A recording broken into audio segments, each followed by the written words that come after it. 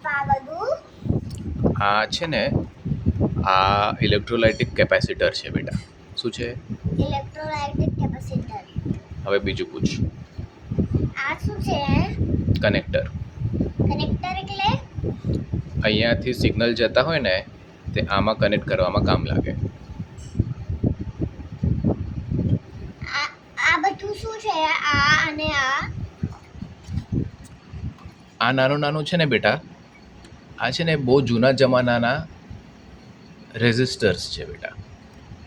બહુ જૂના જમાનાના. આજકાલ આવા રેઝિસ્ટર્સ બહુ ઓછા જોવા મળે. આમાં કલર કોડિંગ બી છે, બધું જ છે.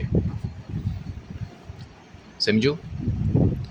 પછી આ શું છે નીચેનું આ બધું લાઈન? આ કનેક્ટર જ્યાં આ બોર્ડમાં કનેક્ટ થાય ને એનું આ રિબનનું કનેક્ટર છે. અને પછી આ શું છે? એ બી કનેક્ટર છે. હવે આ શું છે બીજું? એ બી કનેક્ટર છે. એ કનેક્ટર. આ મને લાગે છે કે જૂના જમાનાના ડાયોડ્સ છે. ડાયોડ્સ. આ શું છે? સ્ક્રૂ. આ આનું મેઇન યામાહા કંપનીનું જ બનેલું ડીએસપી સિગ્નલ પ્રોસેસર છે.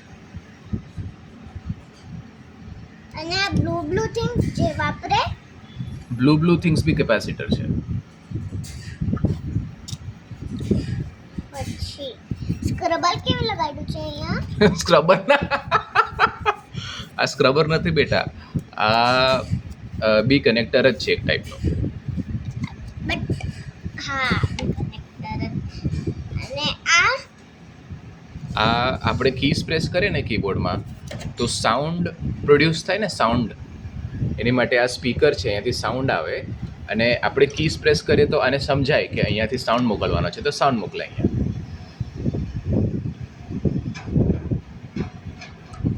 બીજું શું છે સવાલ? પછી આ શું છે? આ લાઇન્સ અને આ વાયર છે.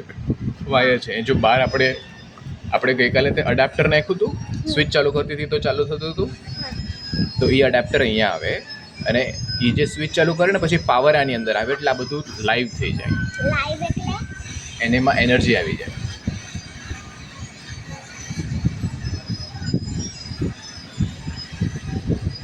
ઓકે. મને બીજું નથી પૂછવું. કાલે પૂછીશ. Thank you. હવે દેખાડો.